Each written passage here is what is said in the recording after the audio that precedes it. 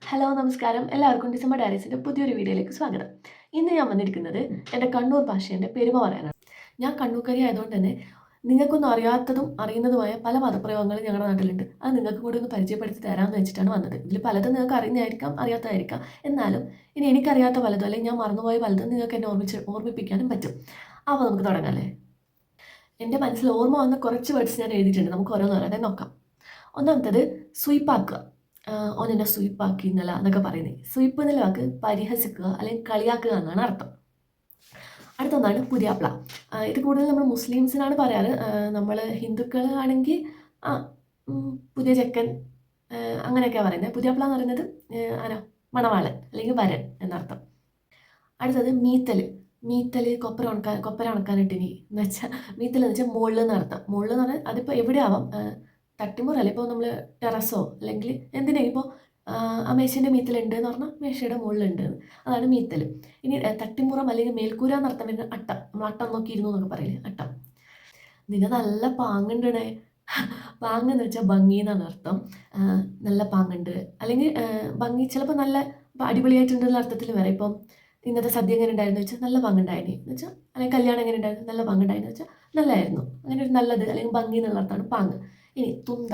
തുന്ത എന്ന് വെച്ചാൽ നമ്മുടെ കവിള് എന്നർത്ഥം. തുന്തക്കുരു പൊട്ട് കൊണ്ട് തുന്തക്കുരു ചൊട്ട തൊട്ടെ. ചൊട്ട എന്ന് വെച്ചാൽ പൊട്ട്. അപ്പോൾ തുന്ത എന്ന് വെച്ചാൽ കവിള്, ചൊട്ട എന്ന് വെച്ചാൽ പൊട്ട്. പറങ്കി എന്നുള്ള വാക്ക് കേട്ടിട്ടുണ്ടോ? നമ്മുടെ പഴയ പോർച്ചുഗീസുകാർ ആ പറങ്കികളല്ല. ഞങ്ങളുടെ നാട്ടിൽ പറങ്കി എന്ന് വെച്ചാൽ മുളക് എന്നർത്ഥം. അതിപ്പോൾ പച്ചപ്പറങ്കിയാണെങ്കിൽ പച്ചമുളക്, അല്ലെങ്കിൽ ഉണക്കപ്പറങ്കിയാണെങ്കിൽ ഉണക്കമുളക്. എന്നാൽ പറങ്കി മാങ്ങ എന്ന് കേട്ടിട്ടുണ്ടോ? പറങ്കി മാങ്ങ എന്ന് വെച്ചാൽ മുളകുമായിട്ട് ബന്ധമില്ല, നമ്മുടെ കശുമാങ്ങയാണ് പറങ്കി മാങ്ങ. അപ്പോൾ കശുമാവിന് പറങ്കി മാവ്.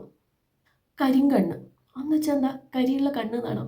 ഒന്നുമല്ല, നമ്മുടെ പഴുതാരയാണ്, സെൻറ്റിപ്പേടിനെയാണ് നമ്മൾ കരിങ്കണ്ണ് എന്ന് പറയുന്നത്. അതെന്തുകൊണ്ടാണെന്ന് എനിക്കറിയില്ല കേട്ടോ. ചെങ്ങായി. ചെങ്ങായി അറിയായിരിക്കും. ചെങ്ങാതി, സുഹൃത്ത് എന്നുള്ള അർത്ഥമാണ്. ഇനി ഭിഷ്യം പറയാം. ആ രണ്ട് ചെങ്ങായിമാർ അവിടെ നിന്ന് ഭിഷ്യം പറയുന്നതാണ്ടാ എന്ന് പറഞ്ഞാൽ രണ്ട് ചെങ്ങാതിമാർ അവിടെ നിന്ന് ഭിഷ്യം പറയാന്ന് വെച്ചാൽ വിശേഷം പറയാം. എന്തൊക്കെയുണ്ട് വിഷയം എന്ന് പറഞ്ഞാൽ എന്തൊക്കെയുണ്ട് വിശേഷം എന്നർത്ഥം. അടുത്ത വാക്കാണ് ഒപ്പരം. ഒപ്പരം എന്ന് വെച്ചാൽ കൂടെ അല്ലെങ്കിൽ ഒന്നിച്ച് എന്നുള്ളത്. ഇപ്പം എൻ്റെ ഒപ്പരം പഠിച്ചോളാന്നത്, അല്ലെങ്കിൽ എൻ്റെ ഒപ്പരം സിനിമക്ക് വന്നിട്ടുണ്ടായിരുന്നു എന്ന് പറഞ്ഞാൽ എൻ്റെ കൂടെ അല്ലെങ്കിൽ എൻ്റെ ഒന്നിച്ച് വന്നിട്ടുണ്ടായിരുന്നു എന്നാണ് അർത്ഥം. ഒപ്പരം. ആ പൃക്കിനെ ഞാൻ തച്ച് കൊന്നു. പൃക്ക് എന്ന് വെച്ചാൽ കൊതുക്, തച്ചു കൊന്നു വെച്ചാൽ തല്ലിക്കൊന്നു എന്നുള്ള അർത്ഥം. കൂറ. കൂറ എന്ന് വെച്ചാൽ ചില നാട്ടിൽ കൂതറ അല്ലെങ്കിൽ നല്ലതല്ലാത്ത എന്നുള്ള അർത്ഥമുണ്ട്. പക്ഷേ ഞങ്ങളുടെ നാട്ടിലെ കൂറ എന്ന് വെച്ചാൽ നമ്മുടെ കോക്രോച്ച്, നമ്മുടെ പാറ്റയാണ് കൂറ.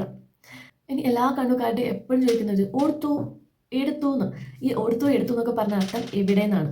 അത് ഇപ്പോഴും ഞാൻ ഏത് നാട്ടുകാരോട് സംസാരിക്കുമ്പോൾ അറിയാതെ ആ വാക്ക് മാത്രം എൻ്റെ നാവിൽ നിന്ന് ഇതുവരെയും പോയിട്ടില്ല. ബാക്കിയൊക്കെ നമ്മൾ ചിലപ്പോൾ ബാക്കിയുള്ളവർക്ക് മനസ്സിലാവാൻ വേണ്ടി ഭാഷ മാറ്റാൻ ശ്രമിക്കുമെങ്കിൽ ഓർത്തു എന്നുള്ള വാക്ക് ഇന്ന് വരെ എൻ്റെ ജീവിതത്തിൽ നിന്ന് എൻ്റെ നാക്കിൽ നിന്ന് പോയിട്ടില്ല.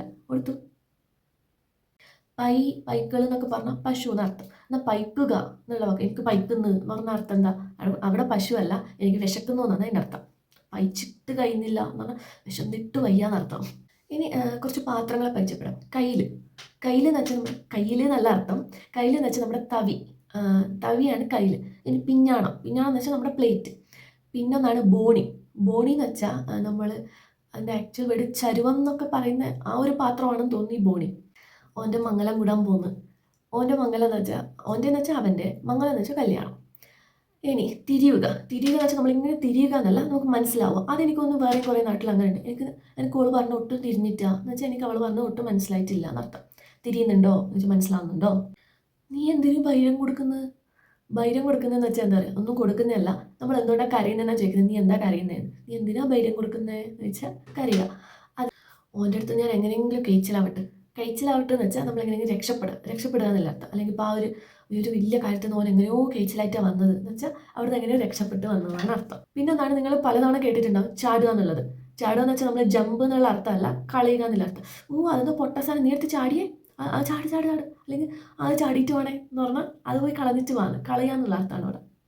ഇനി നിങ്ങളുടെ നാട്ടിൽ ചൂലിനെ ചൂല് തന്നെയല്ലേ പറയാറ്? നമ്മൾ കണ്ണൂക്കാർ മാച്ചി എന്നാണ് പറയാം. മാച്ചി. അതിപ്പോൾ കവുങ്ങിൻ്റെ മാച്ചിയാവാം അല്ലെങ്കിൽ ഓലേൻ്റെ മാച്ചിയാവാം. എന്ന് വെച്ചാൽ തെങ്ങോലേനെ കൊണ്ടുള്ള ഇറുക്കിലുകൊണ്ടുള്ള ചൂലാവാം, അല്ലെങ്കിൽ കവുങ്ങിൻ്റെ ഇറുക്കിൽ വെച്ചും ചിലർ ചൂലുണ്ടാക്കാറുണ്ട്, അതാവാം. അല്ലെങ്കിൽ പ്ലാസ്റ്റിക് മാച്ചിയാവാം, അല്ലെങ്കിൽ പുല്ലിൻ്റെ മാച്ചിയാവാം. അങ്ങനെ കണ്ണൂക്കാർക്കെല്ലാം മാച്ചിയാം. നിൻ്റെ മൊത്തിക്ക് ഞാനൊന്ന് തരുവേ. മൊത്തിക്ക് എന്ന് വെച്ചാൽ നിൻ്റെ മുഖത്ത്, അല്ലെങ്കിൽ നമ്മളെന്താ പറയുക, കാവല കുട്ടിയടിച്ച് പൊട്ടിച്ചു എന്നൊക്കെ പറയില്ലേ, അതുപോലെ ഒരു വാക്ക മൊത്തി. ചിറി. ചുണ്ടിനെ നമ്മൾ ചിറി എന്നാ പറയാം. നിന്റെ ചിരിക്കുന്നതിനെ പറ്റീനി, അല്ലെങ്കിൽ നീ ചിറികോട്ടെന്ന് വെച്ചാൽ നമ്മളിങ്ങനെ മുഖം കൊട്ടി പിടിക്കുമല്ലോ, ആ ഒരു ആറ്റിറ്റ്യൂഡ് ഇട്ട്, അതാണ് ചിറി കൊട്ടി പിടിക്കുക. ഹൗസ് വാമിങ്ങിന് നിങ്ങളുടെ നാട്ടിൽ എന്താ പറയുക? ഞങ്ങൾ നാട്ടിൽ പറയാം കുടികൂടൽ അല്ലെങ്കിൽ പൊരേക്കൂടൽ, അങ്ങനെയാണ്. കുടീന്ന് വെച്ചാൽ എനിക്കൊന്ന് വീടും കുടിയും എന്നൊക്കെ പറയില്ലേ, ആ കുടികൂടൽ, പൊരേക്കൂടൽ, അങ്ങനെ 1-2 വാക്കുകളുണ്ട്. അല്ലാതെ ഗൃഹപ്രവേശം എന്നൊന്നും ഞങ്ങളുടെ നാട്ടിൽ അങ്ങനെ പറയാറില്ല. പെണ്ണുങ്ങൾ, ഇപ്പം നിങ്ങൾ വിചാരിക്കും ഇതെല്ലാ നാട്ടിലും പെണ്ണുങ്ങൾ തന്നെയല്ലേ പറയാം. പക്ഷെ ഞങ്ങളുടെ നാട്ടിൽ ഒരൊറ്റ സ്ത്രീ ആണെങ്കിൽ നമ്മളവരെ പെണ്ണുങ്ങളെന്നാണ് പറയാം. ഇപ്പോൾ നമ്മളിപ്പോൾ ഒരാളെക്കുറിച്ച് ഇപ്പോൾ ആ പെണ്ണുങ്ങൾ ഭയങ്കര സാധനമാപ്പ എന്ന് വെച്ചാൽ ഒരുപാട് പെണ്ണുങ്ങൾ അവർ ഭയങ്കര സാധനമാണോ എന്ന് വെച്ചാൽ ഭയങ്കര ദുഷ്ടയാണെന്ന് നടത്തെ. നമ്മളവിടെ ഒരു സ്ത്രീനെ മീൻ ചെയ്യുന്നത് ആ പെണ്ണുങ്ങൾ, അതൊരു ബഹുമാനം കൊടുത്ത് പറയുന്നതാണ്.